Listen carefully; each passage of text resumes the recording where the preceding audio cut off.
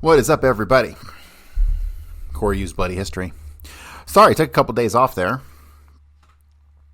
Seems I just was tired. But I continued to do my Bloody History World War II. If you don't follow that show, if you don't subscribe to me for $5 a month on Substack, you are missing out on an absolutely incredible education on what really happened during World War II. And we haven't even gotten to the Holocaust stuff yet, really. I mean, we're touching upon some of the gas chamber stuff.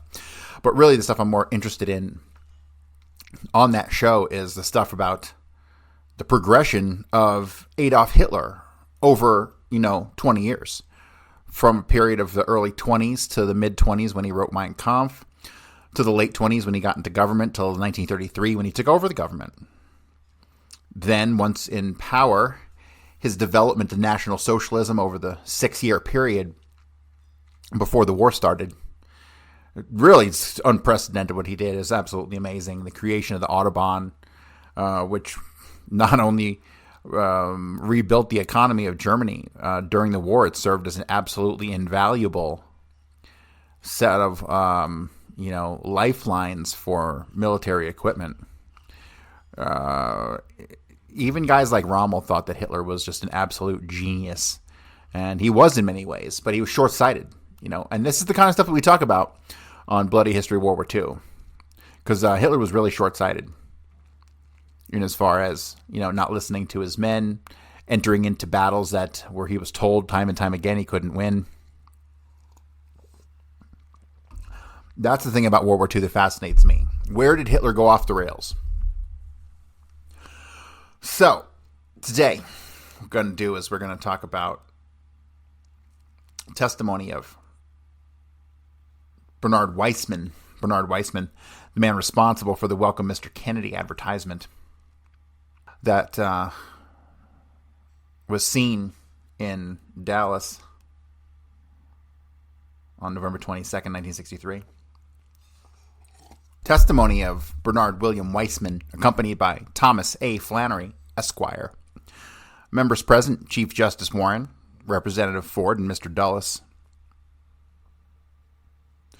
Chairman, the commission will be in order. Mr. Flannery, you're here representing Mr. Weissman? Yes, Your Honor. Mr. Jenner, would you mind making a brief statement of the testimony we expect to develop here?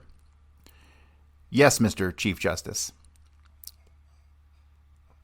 Mr. Bernard William Weissman, who was the witness today, played some part in the preparation of and the publication of the advertisement in the Dallas Morning News on the 22nd of November, 1963, and we will seek to develop the facts with respect to that. It has been marked as Commission Exhibit number 1031, entitled Welcome, Mr. Kennedy. Mr. Chairman, yes. The document referred to was marked as Commission Exhibit 1031 for identification. Mr. Weissman's deposition was taken in part. He was not then represented by counsel, and he has had some qualms about it and raised the issue. And as soon as it was raised, we suspended the deposition.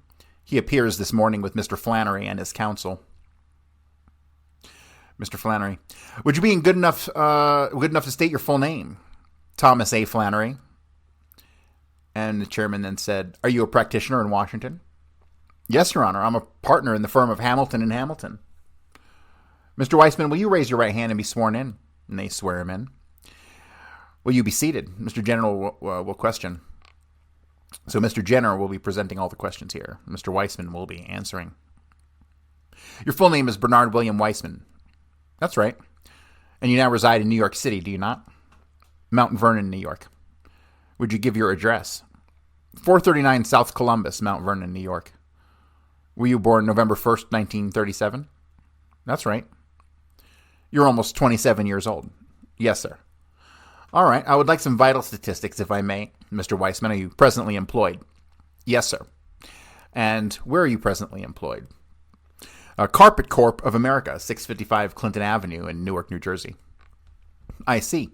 Is that connected in any fashion with the carpet company by which you were employed in Dallas, Texas last fall?" "None whatsoever." "You're native-born American?" "Yes, sir." "And your folks are as well?" "Excuse me?" "Your folks are as well, mother and father?" "Yes." "And you have 2 brothers?" "Yes, I do." "And they likewise are native-born Americans?" "Yes, sir." "What is your marital status at the present time?" "Separated." You are married, or are you married to Jane Burns Weissman? Yes, sir. She's a native-born American also? Yes. You've been separated since when? May 16th, 1963. So you became separated from her before you went to Dallas in the fall of 1963. I was in the service at the time. At this point, Senator Cooper entered the hearing room. Now, you're acquainted with a gentleman by the name of Larry Schmidt. Yes, I am. When did you first meet him? In Munich, Germany, in July or August of 1962. His middle name is Henry. Were you aware of that? No, I'm not aware of that. Where does he reside? Well, he was in Dallas. I understand he's dropped from sight. I don't know where he is now. Was he residing in Dallas in the fall of 1963 when you were there? Yes. When did you arrive in Dallas? In Dallas on the 4th of November, 1963. And was Mr. Schmidt aware that you were about to come to Dallas? Yes. And what was the purpose of your coming to Dallas? I'll be as brief as possible. It was simply to follow through on plans that we had made in Germany in order to develop a conservative organization in Dallas under our leadership.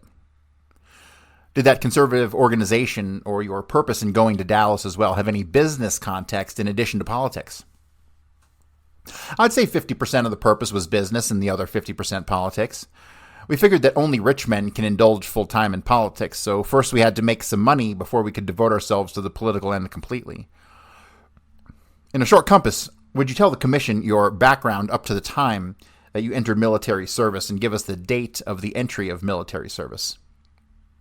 You mean as far as my schooling and where I lived before then, before I went to the service? Let's take it from high school.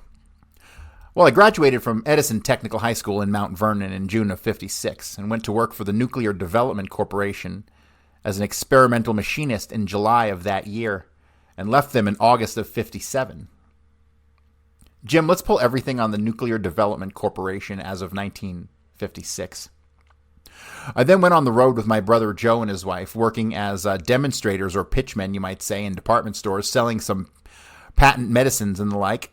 Did this for about, from the 18th of November of 57 till May of 58. Your brother Joe's a little older than you. He's 20 months older, yes. And his name is Joe, not Joseph.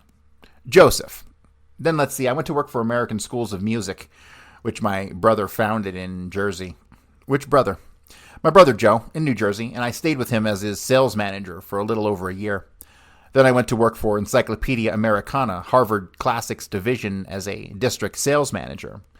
I was with them about a year until 19, I believe. It was September of 1960. I was starving, so I went to work for Underwood Olivetti in Newark, New Jersey. And I sold typewriters and calculators up until May of 61, at which time I quit, tried to go into business for myself in costume jewelry, formed a corporation known as Jane Williams Company, Inc., and in August of 1961, I was drafted into the Army. That was on August 5th of 1961.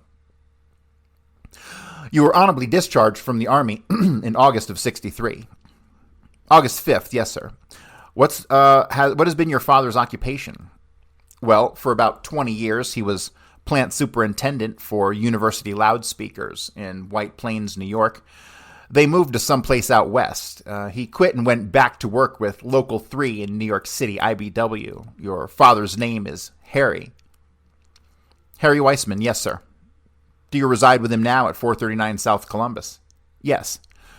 You were discharged from the Army honorably? Yes. You were married when, sir? November 7th, 58. A New York girl? Yonkers, New York. And do you have some children? No. You separated, as you've indicated. Now would you start from the Army? Before I get to that, you met Larry Schmidt in the Army. Yes, I did. What other buddies did you have in the Army with whom you again renewed your acquaintance when you were discharged from the Army and went to Dallas? Only one besides Larry, and that was Bill Burley, B-U-R-L-E-Y, William Burley. What contact did you have with Mr. Larry Schmidt and Mr. Burley after you left the Army, which eventually brought you to Dallas? State it in your own words and chronologically, please. Well, I got out of service on the 5th, and I spent the month of August looking for a job. During this time, I had been in contact with Larry. I had telephoned him once during August. Things were pretty bad. I didn't have any money. As far as I could ascertain, he was broke himself. There wasn't any percentage in going to Dallas and not accomplishing anything. As a matter of fact, I'd lost a good deal of confidence in Larry in the year that he left Munich and was in Dallas, and the letters I got from him, he seemed to have deviated from our original plan. I wasn't too hot about going. He didn't seem to be accomplishing anything except where it benefited him. You say he deviated from the original plan. What was the original plan? Well, the original plan was to stay away from various organizations and societies that were, let's call them, radical and had a reputation for being as such. When you say radical, what do you mean? I mean radical right, and I considered myself more an idealist than a politician. Larry was more of a politician than an idealist. He went with the wind, which is good for him, I guess, and bad for me. In any case, Larry wrote me easily a dozen letters imploring me to come down, telling me in one that he doesn't need me down there, but he would love to have my help because he can't accomplish anything without me. And in the next one saying, forget it, I don't need you, and so forth. As the letters came, they went with the wind, depending on what he was doing personally. And along about the end of October, I had been in contact with Bill. He was in Baltimore, Maryland, selling hearing aids. He wasn't getting anywhere. He was making a living. Up to this point, each of you was barely making a living, right? And you had no capital. No funds of your own. None at all. And I got in touch with Bill, actually. I forgot how it was. He wrote me a letter, and I wrote him a letter. In any case, it came about that I invited Bill up to Mount Vernon because he figured if there was any money to be made, it would be made in New York because this is the salesman's paradise. I invited Bill to Mount Vernon. He came up about the last week of October of 1963. And we set up about looking for work and trying to find him work. That is, I was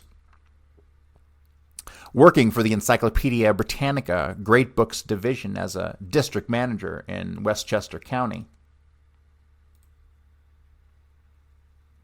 So I more or less supported Bill the best I could. I fed him and gave him a room to sleep in and so forth.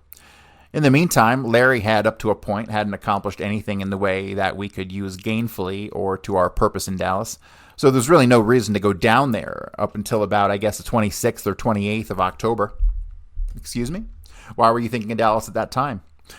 Well, I kept getting these letters from Larry. I tried to forget about it, and he constantly reminded me. Once or twice a week I would get a letter, and it was a question. I almost obligated to go because I had to promise I would be there, and I still having somewhat of a close relationship with Larry, through my promises, sort of felt morally obligated to go there. And at the same time, if it was new, different, exciting, if it had a lot of promise for the future, if it worked out.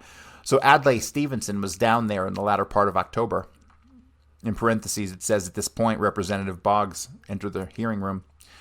Weissman continued, and I didn't pay too much attention to this until the evening of Stevenson's speech at the Dallas Auditorium. And I got a long-distance telephone call from Larry, and he explained what had happened, that Stevenson had been struck by several individuals down there. Please call on your best recollection and tell us what he had said to you. You recall that he made that telephone call? Yes. You recognized his voice? Yes. You're clear it was Larry Schmidt? That's right. What did he say? He said the big things are happening, and he went, this is before it hit the papers. He told me what had happened with Adlai Stevenson. What did he say? Something like, I think we are, he always speaks and this and that, and I've made it, and I've done it for us, or something to this effect. And in other words, this is not exactly his words. I don't recall his exact words, but this is essentially it. And that, did you say to him, what do you mean you've made it for us? When he said, I've made it for us, meaning Larry Schmidt, meaning me and Bill and whoever else was going to come down here, that was Bill Burley. What did you say when he made that remark? I said, great. What did it mean to you, sir? What did it mean to me? It's a generalization. That is it. In other words, I really didn't know what to think. I had to go along with him because I didn't know anything about it aside from what he told me. And he said, if we're going to take advantage of the situation, or if you are, meaning me, you better hurry down here and take advantage of the publicity and at least become known among these various right-wingers, because this is the chance we've been looking for to infiltrate some of these organizations and become known. In other words, to go along with the philosophy we developed in Munich. Could I go back a little bit, please? You received a telephone call from Mr. Schmidt. Yes. At that moment, you knew nothing about the Adlai Stevenson incident. Is that correct? I'd received a letter from him several weeks before saying that if you'll wait just a minute, I think I might have the letter with me. All right. While you're looking, what was your rank when you were discharged? Private first class. Did you reach any higher rank when you were in the service? No. This is a letter I received on October 1st, 1963.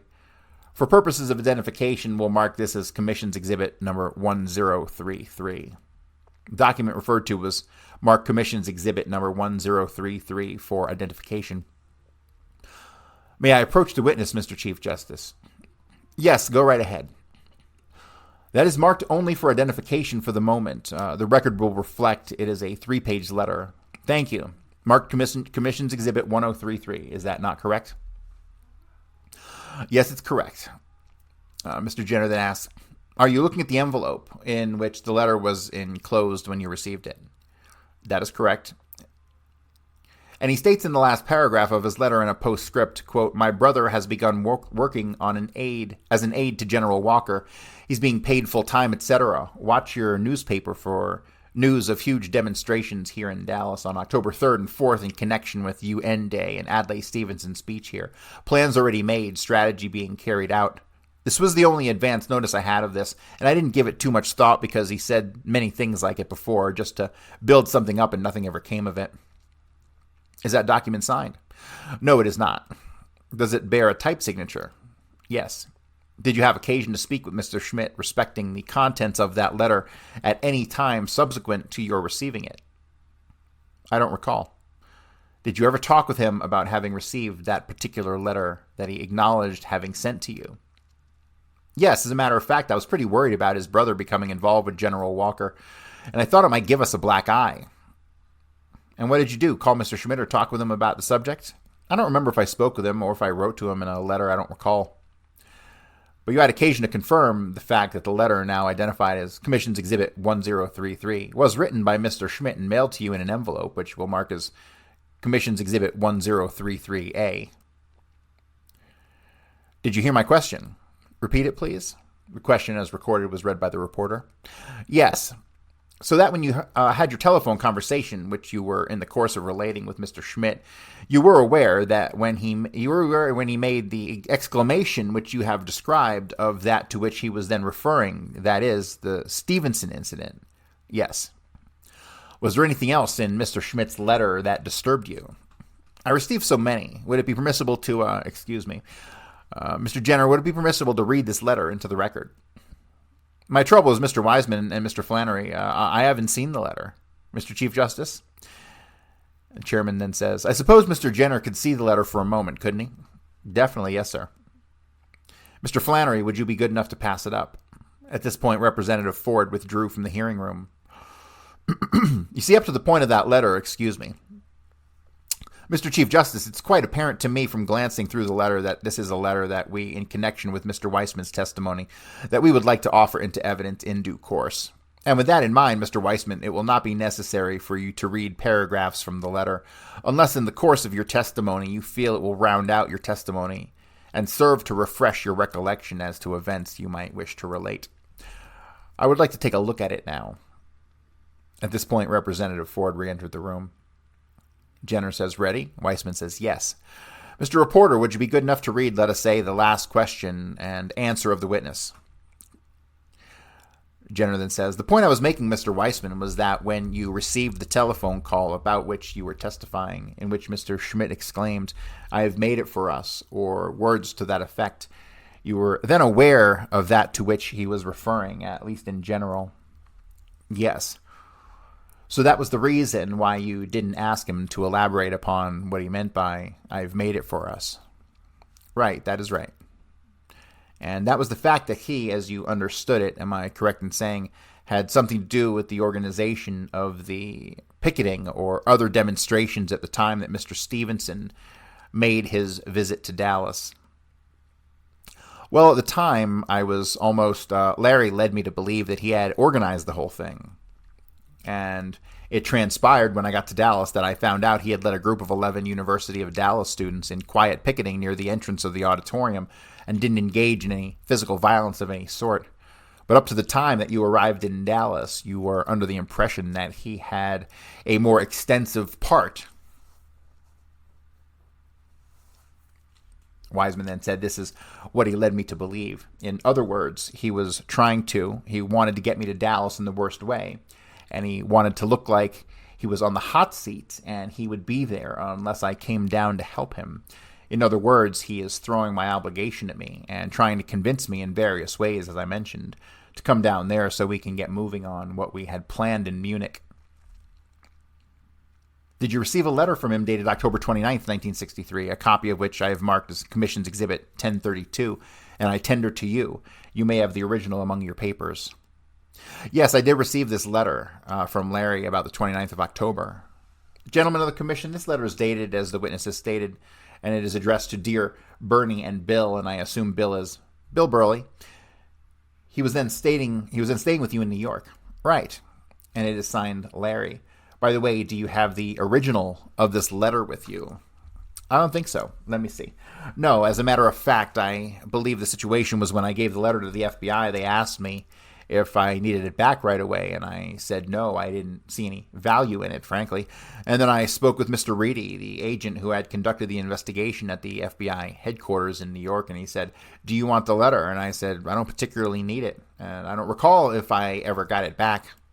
All right.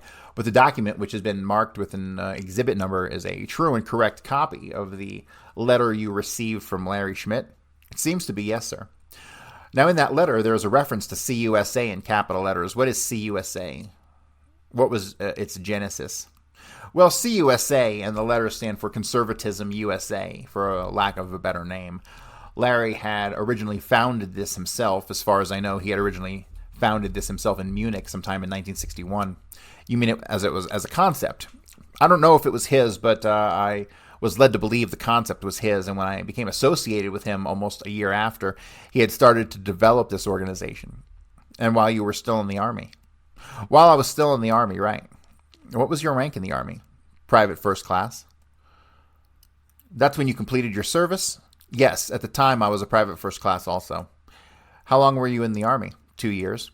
When you were separated, you were private first class. That's right. Here's how it came about. I had been in the field on an Army training test, and I had been discussing just political views, foreign policy, especially. This is Germany now. Yes, this is Germany. Who was the overall commander in Germany at the time? The overall commander? Was General Walker one of the commanders at that time?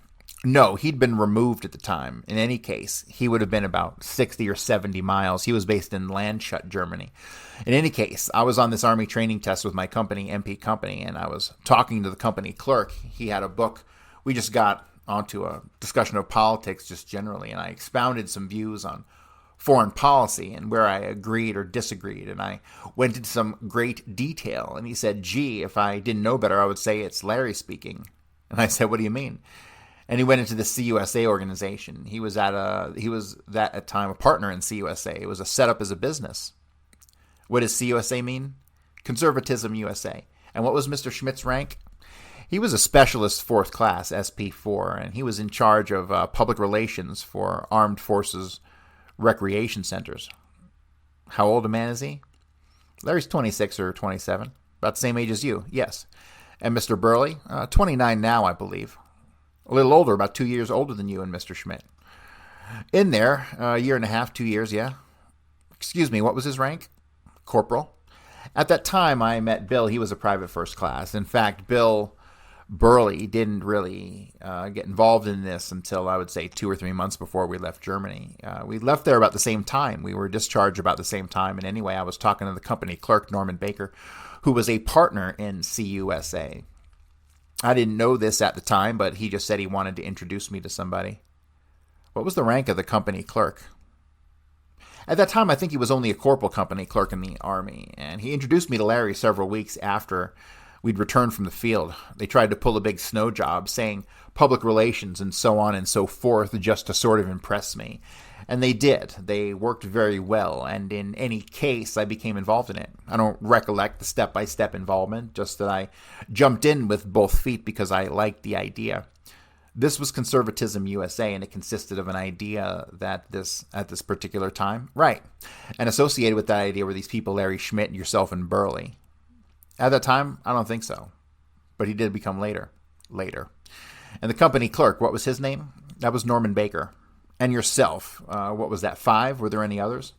There were others, but it was a sort of thing where they were involved but not involved. They just sort of going along for the ride because it was interesting and you might say a little diverse from the humdrum army life.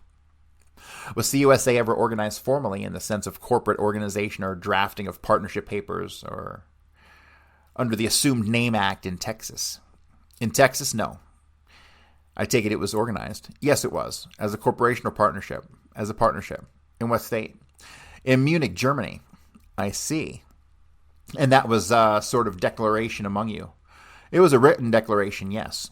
Who drafted it? We did, that is. We called ourselves the hangers-on who were identified as the outer circle and the partners were the inner circle. This was just for ease of identification. This, I think, would be the easiest way to really express it. And the partners, the 5 partners, were the inner circle, the leaders of this organization. And, gentlemen, may I interrupt for just a minute, said the chairman. I have an appointment and I must keep. Congressman Ford, will you preside, please? Ford, surely. Then Justice Warren leaves. In short, Mr. Jenner says, in short, Compass, tell us the objectives of CUSA. Well, the objectives of CUSA were substantially to set up a political business organization. We used a rough comparison with Ford and the Ford Foundation as an example. The Ford Foundation would be CUSA, Conservatism USA, and the Ford would be AMBUS, or American Business. What was AMBUS? American Business. That was the business half of the political organization. This was to be a combination of business and politics. Right. We were going to use the business end, which you called AMBUS. That's right. That would be American Business or American Businesses. I don't get the initials. ABUS or AMBUS, American Business. All right. And we were trying to develop in our own minds, without actually doing it at the time, ways to build up various businesses that would support us and at the same time support our political activities. All right. Could I characterize it this way, that a material objective of this group or partnership was ultimately a self-interest in business? No.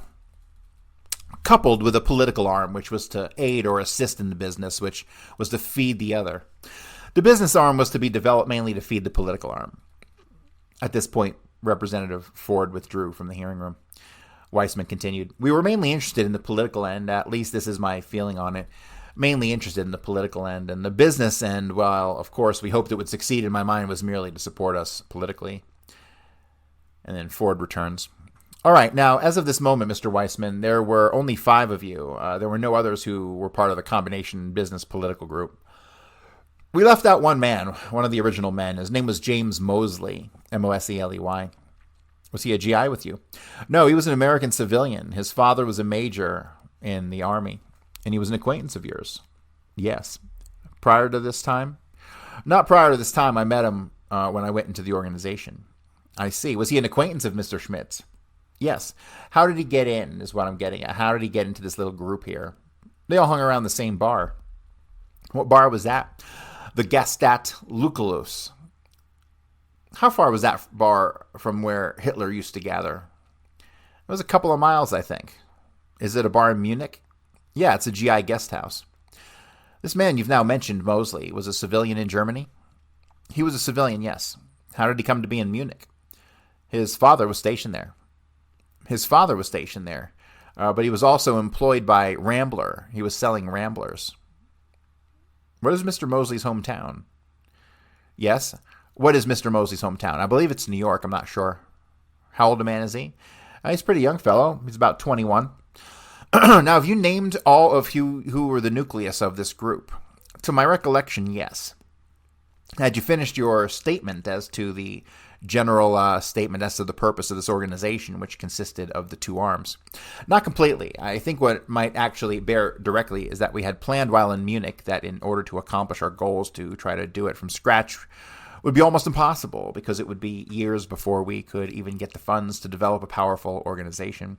So we had a plan to infiltrate various right-wing organizations and by our own efforts become involved in the hierarchy of these various organizations and eventually get ourselves elected and appointed to various higher offices in these organizations. And by doing this, bringing in some of our own people and eventually take over the leadership of these organizations. And at that time, having our people in these various organizations. And we would then, you might say, call a conference and have them unite. And while no one knew of the existence of CUSA aside from us, We would then bring them all together, unite them, and arrange to have it called CUSA.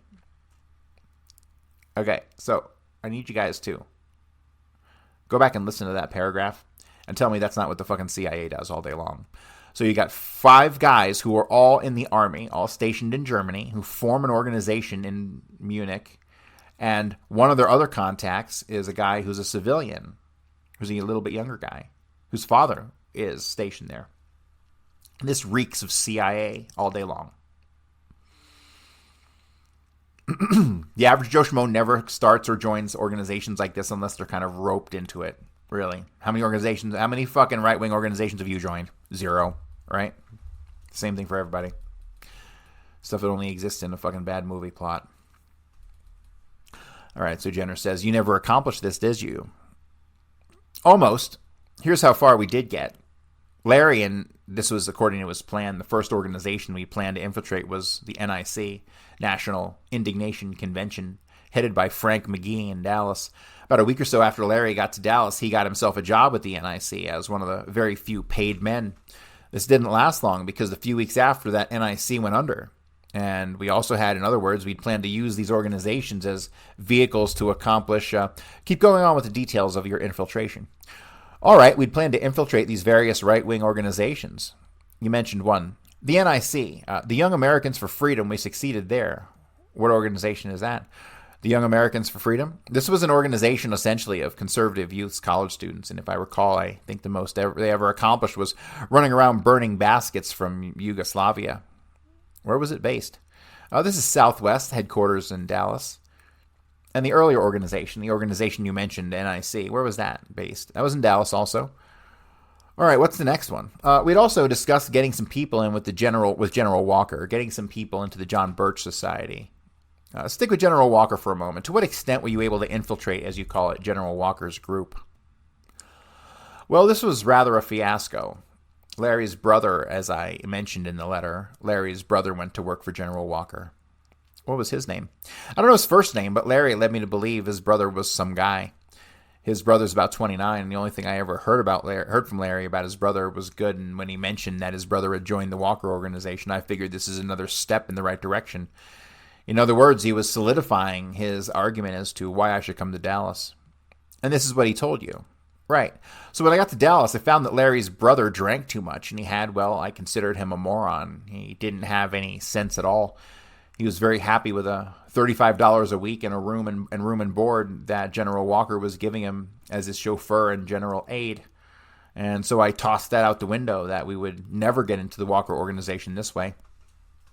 The man's name, by chance, was not Volkmar. This name is entirely unfamiliar to me. Never heard it before. Senator Cooper then says, could you identify the Walker organization? You keep speaking of the Walker organization. General Edwin Walker. General Edwin A. Walker. Yes. Did you ever meet him? No, I never have. Ford asks, how'd you infiltrate the Young Americans for Freedom, and what led you to believe you had been successful? So Ford's trying to distract from the fucking conversation on General Walker. Notice that? Mr. Weissman then says, well, Larry had been named executive secretary of the Dallas chapter of the Young Americans for Freedom, and another man, if his name is one of these letters somewhere, I don't recall it offhand, who was brought into CUSA by Larry, was named chairman or vice chairman, and the only other move that we had to make in order to take control of Dallas Young Americans for Freedom would have been to get rid of the chairman, who was anti-Larry Schmidt. He was absolutely no one to help us, and this was on its way to accomplishment, but for some reason or another, there was some sort of an argument, and I'm still not clear what happened. I wasn't there. I could just take it secondhand from Larry. A friend of Larry's had come to Dallas, and this was Larry Jones, another partner in, he's mentioned in some of these interviews. Did you meet Larry Jones? I didn't meet him in Dallas, no. He was gone before I got there, but Larry had to come to Dallas, and he had stayed a few weeks and had made friends with these people, and I had advocated many at a time, and I saw through Larry the first time I met him is to get rid of this guy because he was not going to do us any good. Did you meet Jones? In the Army, yes. Did you meet Larry Jones in the Army? Yes, we were all on the same post. Mr. Chairman, if you will permit, I'd like to go back to that at this moment. Surely. This was another man. You hadn't mentioned him before. I didn't? I thought I did. What rank was he? SP4, a specialist 4. That wasn't the company clerk? No. Larry worked for headquarters. He was in communications, the scramblers and so forth, seeking to scramble broadcasts. No, in other words, they would send out secret messages and so forth from commander to commander and so on. These were military messages, yes. And how old was Larry Jones? Larry, he looked 30. I think he's 21. Do you have a charter or partnership agreement of CUSA with you? Yes, I do. I wonder if I could see it. Sure. Mr. Chairman, the document consists of 2 pages, which have been identified as Commission's Exhibit 1034. Jim, if you can pull Commission's Exhibit number 1034, I'd really appreciate it. It's entitled Corporate Structure of American Business, Inc., naming as incorporated partners Larry Schmidt, Larry C. Jones, Bernie Weissman, James Mosley, Norman F. Baker. It purports to be signed in those names as well on the second page. The document referred to was marked Commission's Exhibit 1034 for identification. I noticed on the first page that after each of those names there appears to be some initials. Are those initials of those respective men? That is right. And were those initials placed there in your presence? Yes, they were. The signatures that appear under those names or above each of those names on the second page, those are signatures of those men, including your own. That's right. Were they placed there in your presence? Yes, they were. Do you want that admitted at this time, Mr. Jenner? I was going to offer these documents in sequence if it suits the convenience of the chairman. If we may return now, Mr. Weissman, please, to your efforts to infiltrate various conservative groups. May I ask a question there? I may have to leave in a few minutes. Was there any time when your organization drew up a list of organizations or other organizations it wanted to infiltrate? Yes. Do you have that list with you? I don't know. I have lost an awful lot of it. I might. Would you look, please? No, I don't have it. May I ask then, can you name from memory the organizations? Using your recollection, sir, and it appears to be good, if I may compliment you. Thank you. Would you do your best to respond to Senator Cooper's question about naming these groups? Yes. One was the NIC. When you use those initials, can you say what the initials mean? The National Indignation Convention, headed by Frank McGee in Dallas, Texas. Young Americans for Freedom, which encompasses Southwest. The initials are YAF. Located in Dallas, yes. Regional headquarters in Dallas, John Birch Society. Where was the Birch Society? Well, there was a chapter or headquarters in Dallas. There are several chapters in Dallas, yes, and as far as I can recollect, that's as far as we went. What do you hope to accomplish by this infiltration, as you call it? Well, I'll be very blunt. That's what I would like for you to be. We were, you might say, at least I personally, this is my reason, I was sick and tired of seeing America as a weak sister all the time. And this is especially in the field of foreign affairs, where it seemed that our administration, whether Eisenhower or Kennedy, or both of them, had no set, stable foreign policy. We're constantly losing ground all over the world.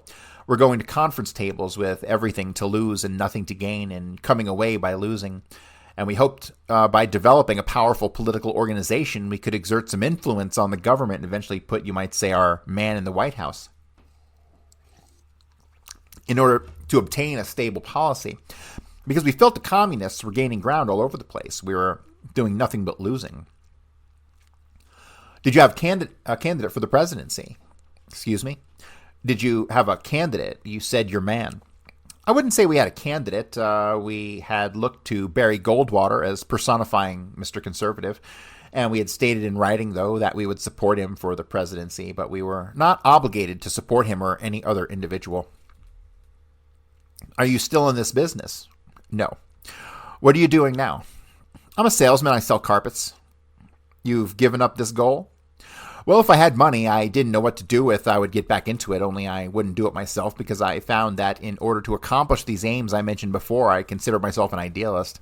I found in order to accomplish these goals, I had to, against my will, prostitute my ideals in order to further the general causes of the organization.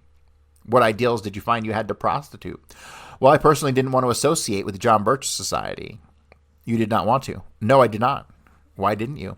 Well, they were rather extreme, I thought. I didn't like some of the things they were doing. For example, I didn't want to spend my days and nights sneaking into bathrooms around the country, pasting up Impeach Earl Warren stickers. Is that what they do? This is part of their program, and I can't see any use in it, frankly. In other words, it is just little things like this, plus the fact that after I got to Dallas, I found that most of the people who are professing anti-communism, they were definitely anti-communists, but at the same time, it seemed to me to be nothing but a conglomerate of racists and bigots and so forth. What do you mean by that, bigots? Oh, they're anti-everything, it seems. Are you Jewish? Yes, I am. Were they anti-Jewish? Too many of them, yes. It was requested at one time that I change my name. Is that right? That is right. What did you tell them? Excuse me? What did you tell them? Did you change your name? No, sir. Well, did you find this request unusual?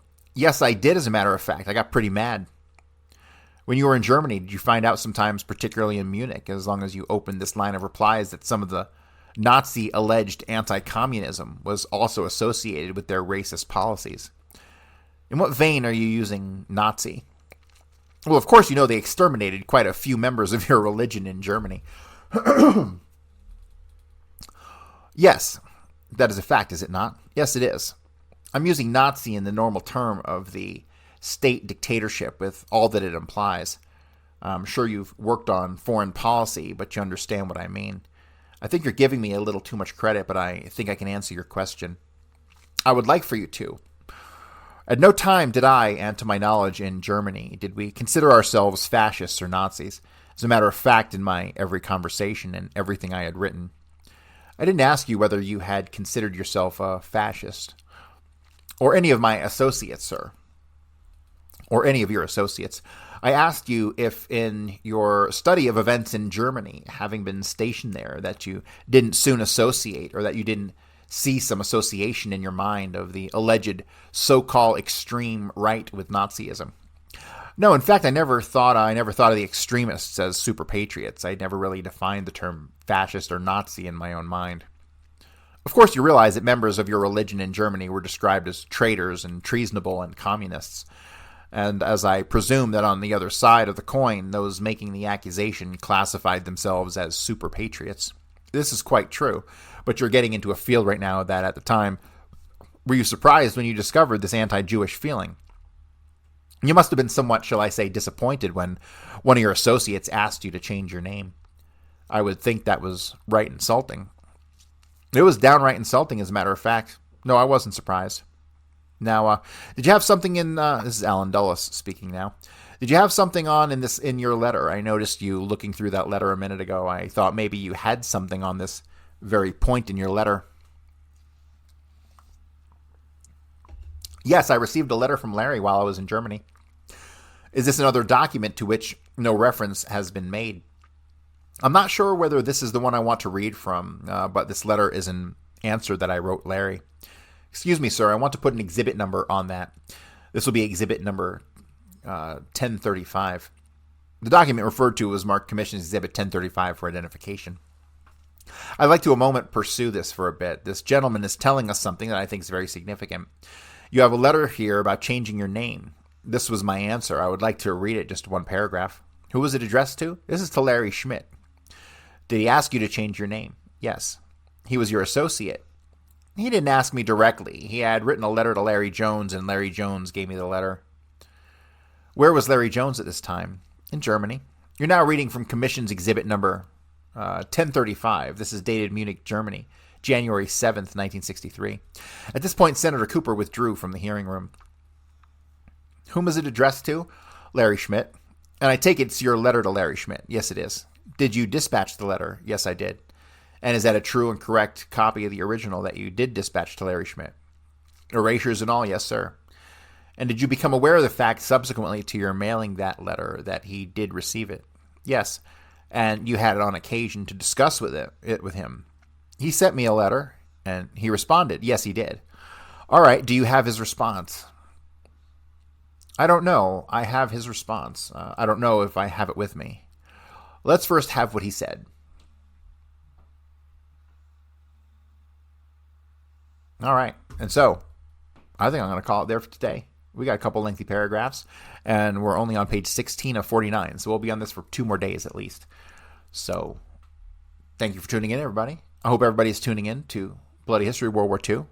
We're rocking and rolling over there. We are doing some really good stuff. We're back on The Service, the memoirs of Reinhard Gehlen, learning about the failed invasion of the Soviet Union in 1942, which changed the entire outcome of the war. Hitler wouldn't listen to his men, and it caused him some problems. So that's what we're talking about now on Bloody History of World War II, and I hope you guys like that kind of thing. And that's going to do it for me today, guys. I will be back tomorrow where we will continue with Mr. Weissman. Thanks, everybody.